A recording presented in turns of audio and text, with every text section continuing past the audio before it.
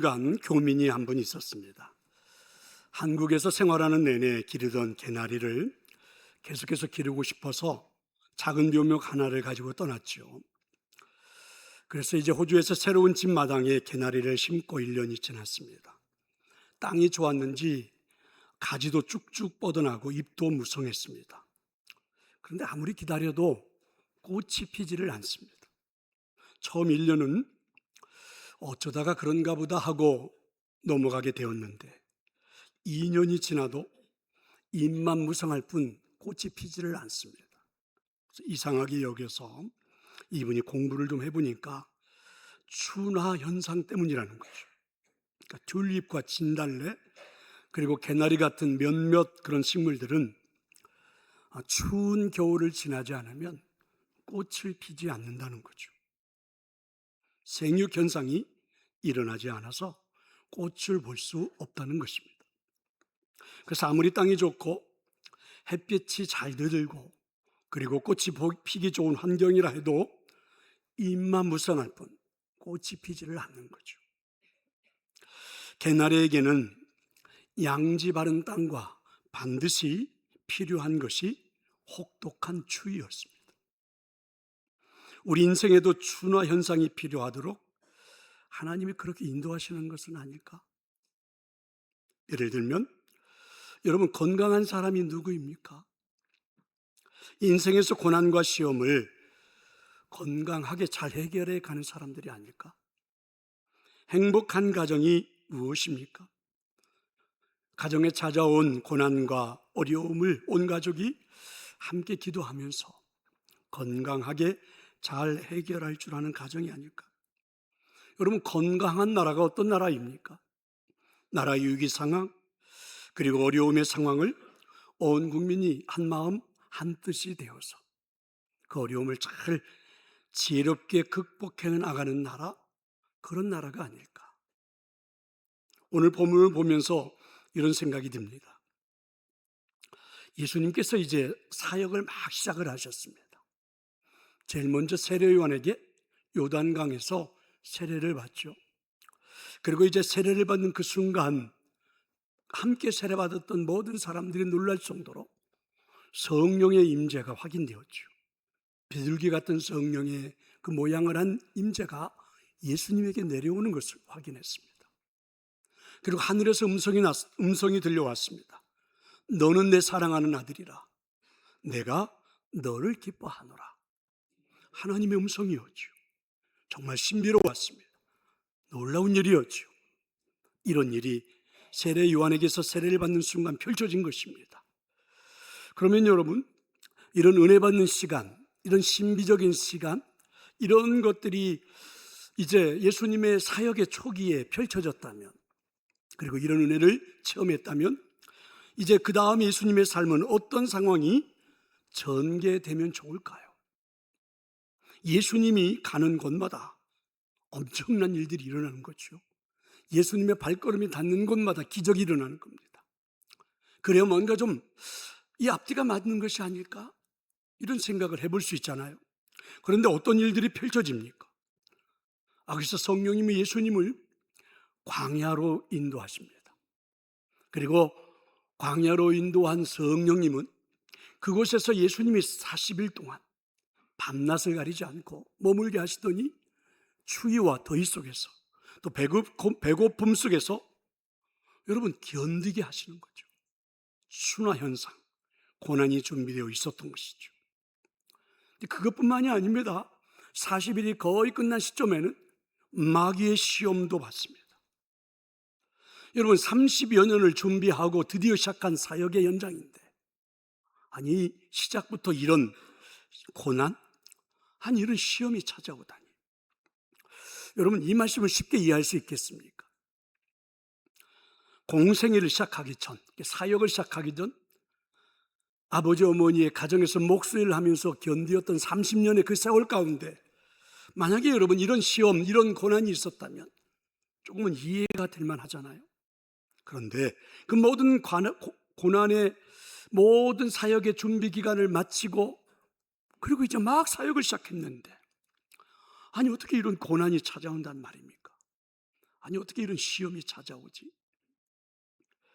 여러분, 우리의 신앙생활도 때로는 마찬가지 아닙니까?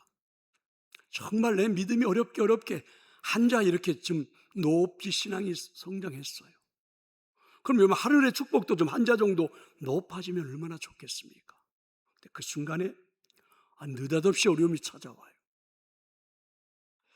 큰 은혜 받고 난 다음에 여러분, 큰 복이 임하면 얼마나 좋겠습니까?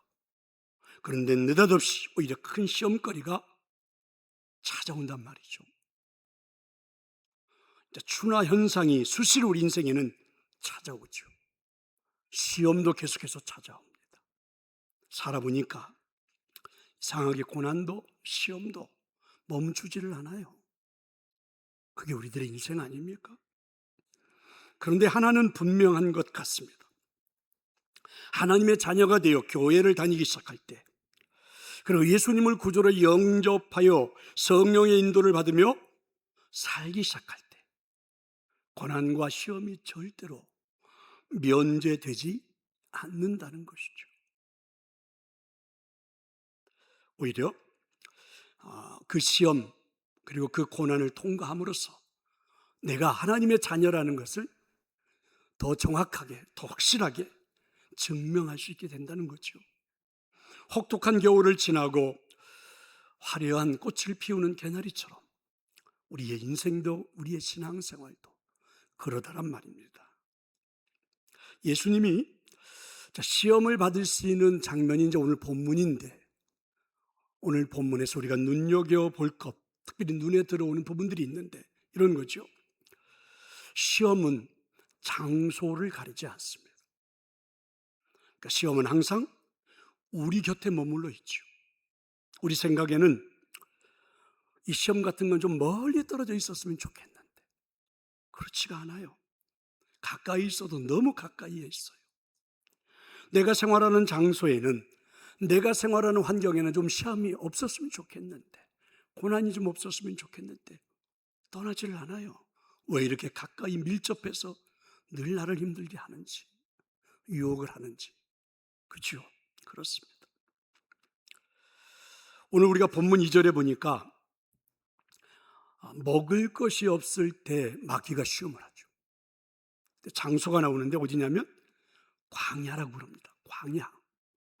그런가 하면 5절에 보면 또 다른 장소가 나타나는데 천하만국이 한눈에 보이는 높은 곳에서 시험을 받습니다. 그 다음에 9절에 보면 또 다른 장소가 나타나는데 매우 충격적이죠. 예루살렘 성전에서 시험을 받습니다. 여러분, 시험의 장소가 광야.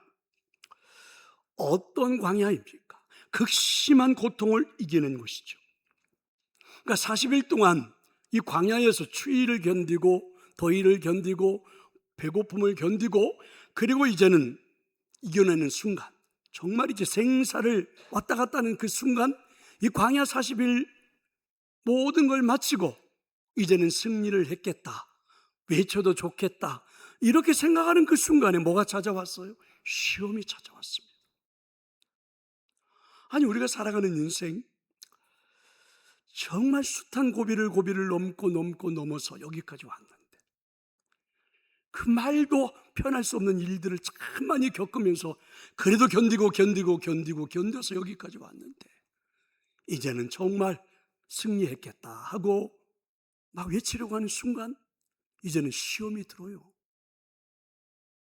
시험이 들어서 정말 여러분 끔찍한 일 아닙니까? 그런가 하면 여러분, 시험의 장소가 이러기도 하죠. 인생을 열심히 살다가 보면 나이가 들고 경륜이 쌓여져 가면서 천하가 보이는 높은 곳에 올라갈 때가 있습니다. 얼마나 좋은 경우입니까? 그런데 그 순간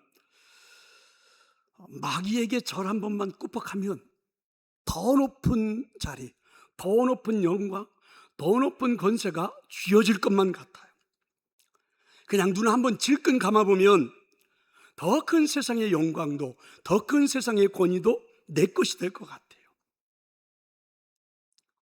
아니, 그렇게 내가 소망했던 자리, 그렇게 내가 원했던 성공의 자리, 그렇게 내가 꿈꾸었던 그 자리가 시험의 자리?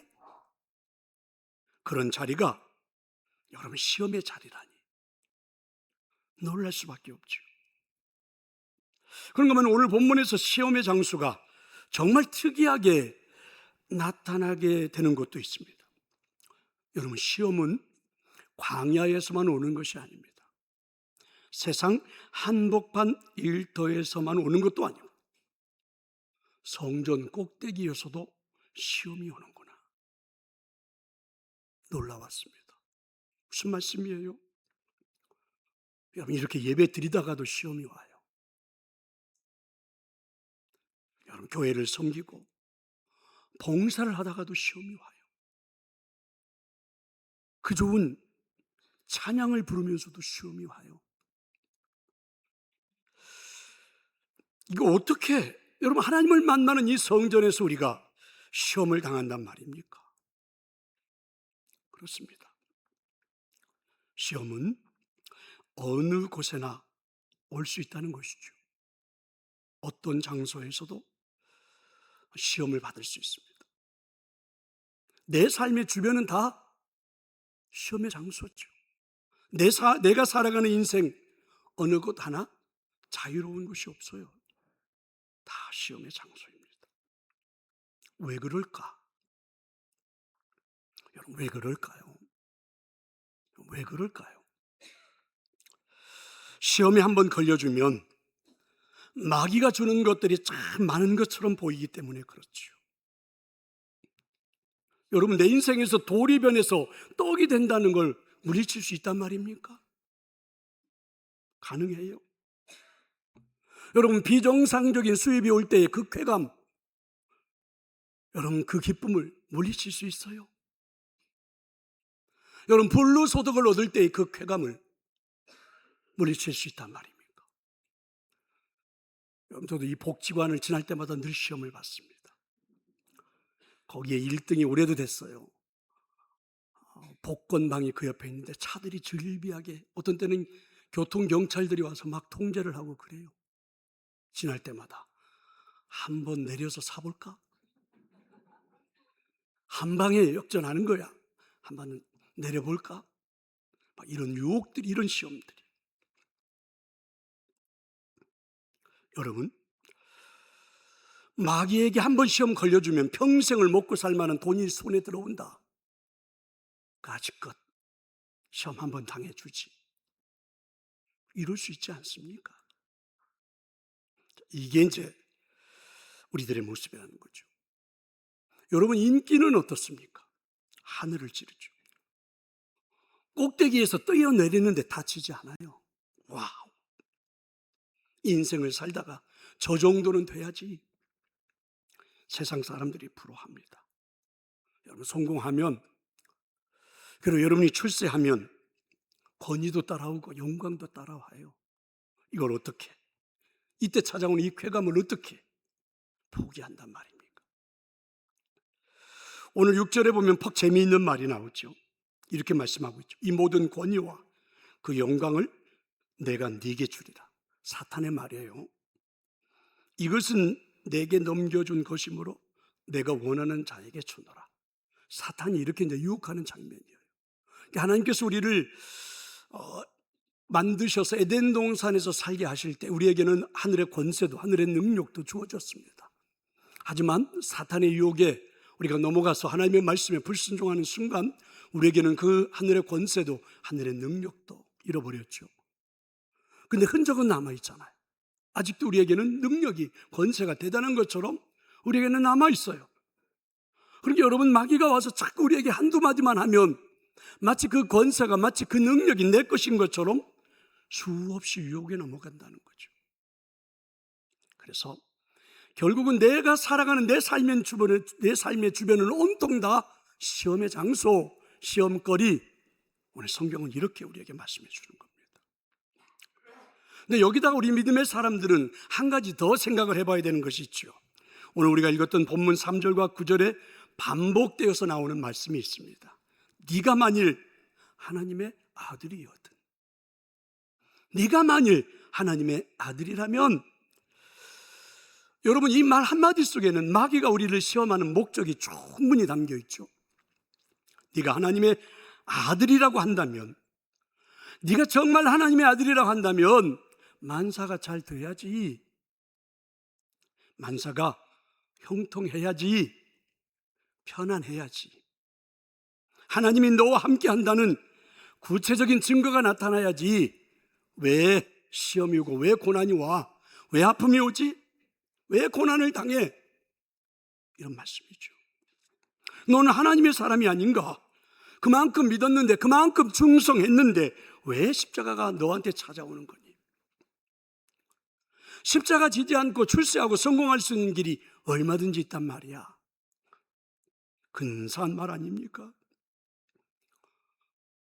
생각해보면 하나님의 자녀들에게 십자가를 버리고 살라는 것, 하나님의 자녀들에게 십자가를 버리고 살라는 것, 이건 시험이요, 이건 유혹이라는 것이죠. 믿으면 아멘 합시다. 인정이 안 되십니까? 예수 그리스도를 구주로 영접하고 하나님을 아버지라고 부르는 우리들에게 여러분, 십자가를 버리고 살라, 십자가를 외면하고 살라, 십자가 없이 인생을 살라, 이렇게 말하는 건 분명히 시험 아닙니까? 분명히 이건 유혹이 아닙니까? 그런데 여러분, 이 십자가를 지지 말라는 유혹은 얼마나 끈질긴지 알아요? 오늘 13절에 보면 이렇게 말씀하죠. 마귀가 모든 시험을 다한 후에 얼마 동안 떠나니라. 얼마 동안 어떤 뉘앙스를 풍깁니까? 예수님이 마귀의 시험을 물리쳤거든요. 그런데 그 시험이, 그 고난이 끝이 아니라 또 찾아올 수 있겠다, 이런 뉘앙스를 남겨주죠. 시험은 어떻게 해요? 얼마 동안은 떠날 수 있다는 거죠. 그럼 다시 찾아온다는 이런 말이죠. 그래서 실제로 보니까 예수님께서 십자가를 지실 때 함께 십자가를 졌던 바로 오른편에 있던 한 행악자, 십자가를 지고 죽어가는 한 강도가 예수님을 보고 이렇게 말씀하지 않습니까? 네가 만일 하나님의 아들이라면 그 십자가에서 한번 내려와 봐라. 그리고 너를 구원해 봐라. 네가 하나님의 자녀된 것을 증명해 보라. 그리고 나처럼 불쌍한 자들도 한번 건져봐. 여러분, 예수님이 지금 십자가에서 죽기 직전이에요. 죽음 일보 직전에서도 마귀의 유혹은, 마귀의 시험은 끝나지 않아요. 하나님의 자녀로 우리가 첫 걸음을 내딛는 그 순간부터 하나님이 부르시는 그날 마지막 죽음 일보 직전까지도 마귀는 우리를 시험할 수 있다는 거죠. 어떤 시험? 십자가 지지 말고 좀 편안히 살아. 십자가 지지 말고 좀 편안히 좀 살아라. 이런 시험이 찾아온다는 거죠. 근데 여러분, 이런 오늘 하나님 주시는 말씀 속에서 진짜 우리에게 들려오는 복음이 하나 있죠. 한번 생각을 해봅시다. 마귀가 우리에게 시험하고 있는 시험거리는 다 뭡니까? 거짓이라는 것입니다. 거짓. 여러분, 마귀에게 한 번만 절하면, 마귀가 예수님에게 한 번만 나한테 절하면 내가 너에게 권위도 영광도 주겠다고 유혹을 하죠. 그럼 여러분, 예수님이 얻을 수 있는 영광, 예수님이 얻을 수 있는 권세는 여러분 마귀에게 절하고 얻을 수 있는 것이 아닙니다. 아니, 마귀가 줄 수 있는 게 아니에요. 여러분, 예수님의 권위와 영광은 십자가에서 피 흘려 죽으시고 그 피가 능력이 되어서 마귀를 짓밟고 마귀를 물리치고 얻을 수 있는 것입니다. 그렇습니다. 그래서 그 예수님의 권위와 그 영광은 우리를 구원으로 인도하지요. 하나님의 자녀들이 마귀에게 절하고 얻을 수 있는 권세는 이 세상에 없어요. 없단 말입니다. 성도 여러분, 우리 인생의 행복은 마귀에게 절하고 얻을 수 있는 것이 절대 아닙니다. 믿으시기를 축원합니다.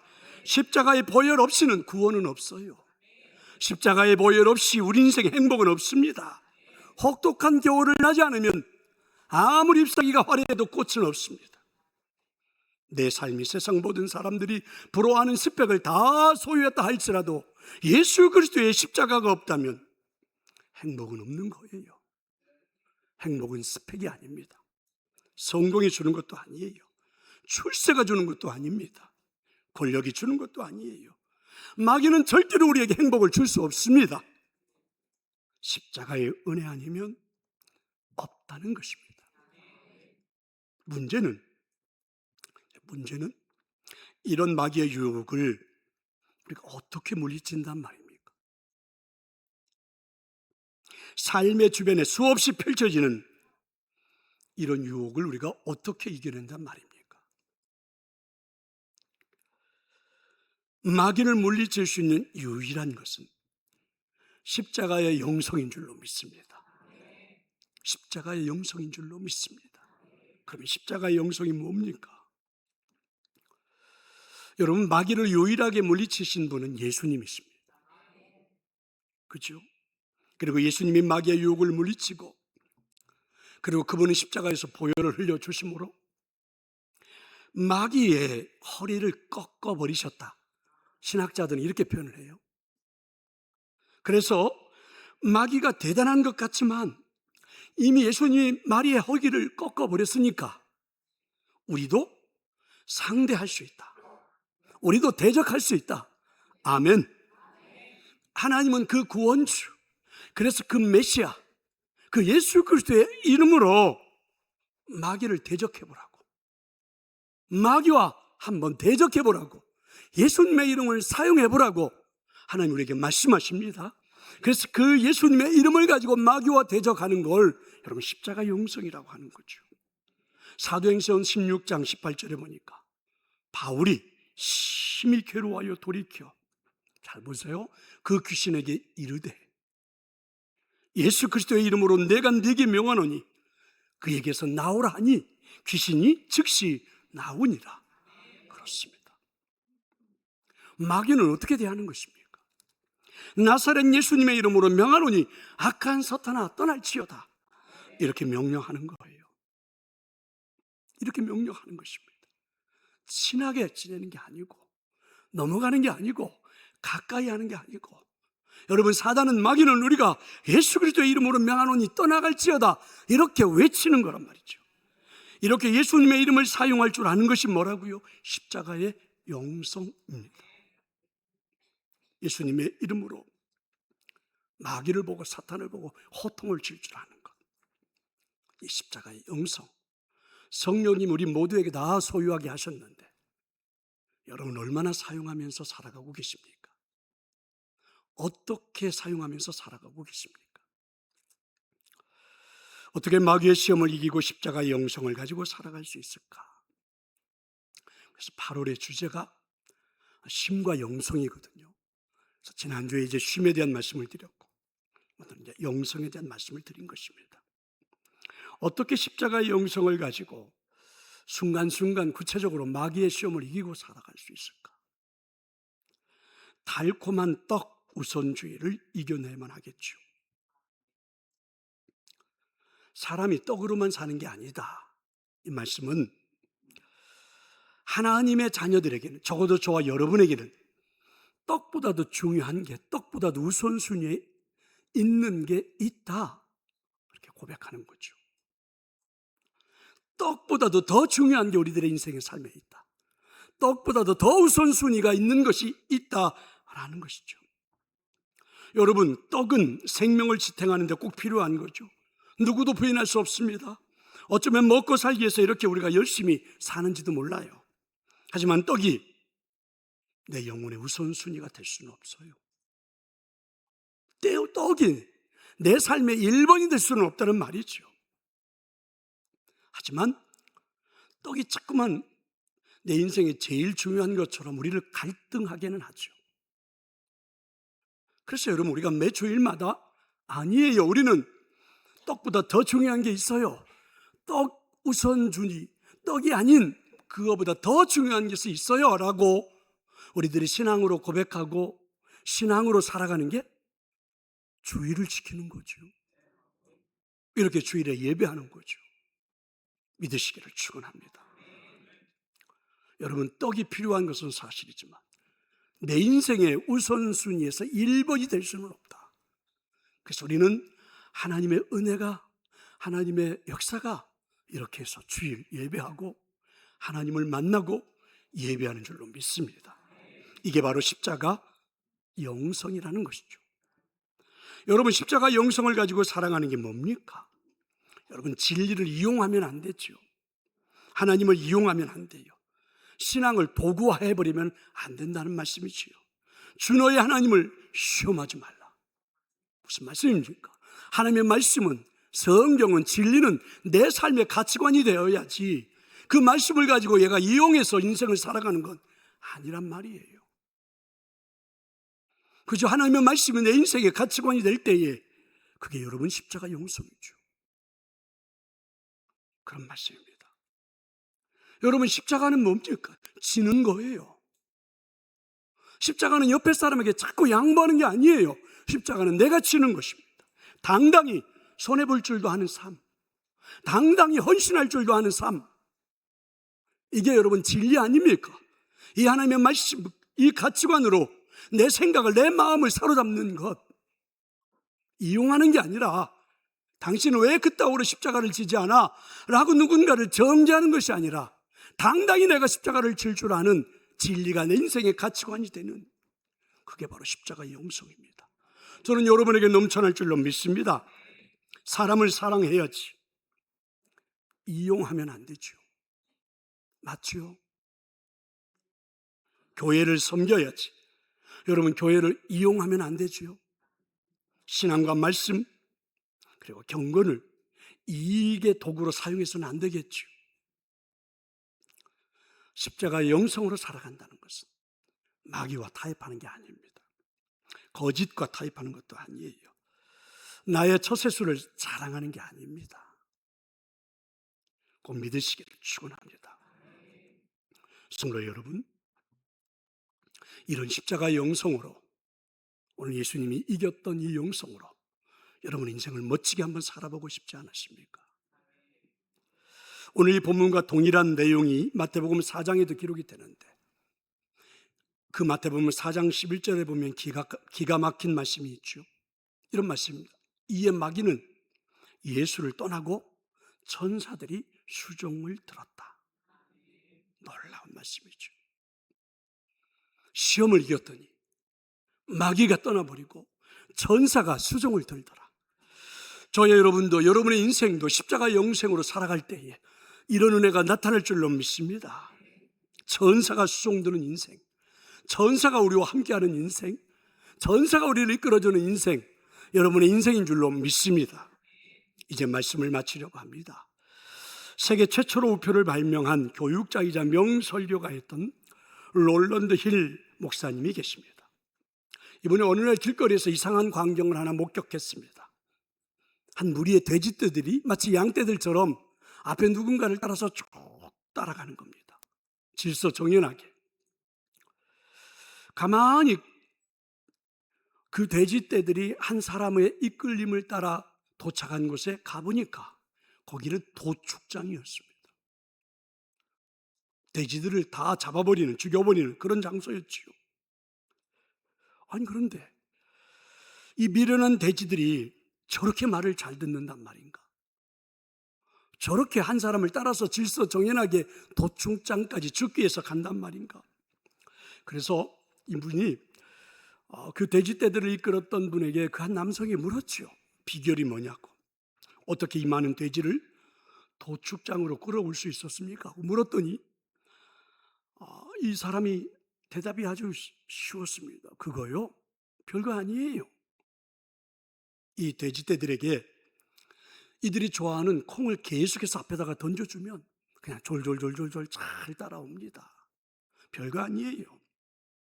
이렇게 말을 했습니다. 힐 목사님은 이 이야기를 듣고 깨달음을 얻었다고 그러죠. 우리 그리스도인도 똑같지 않을까? 마귀가 세상에서 던져주는 콩알 그거 받아 먹다가 우리도 구원을 놓치는 거 아니야? 여러분, 마귀는 우리의 영혼을 타락시키기 위해서 시시때때로 틈을 노리고 콩을 던지며 우리를 유혹하겠지요.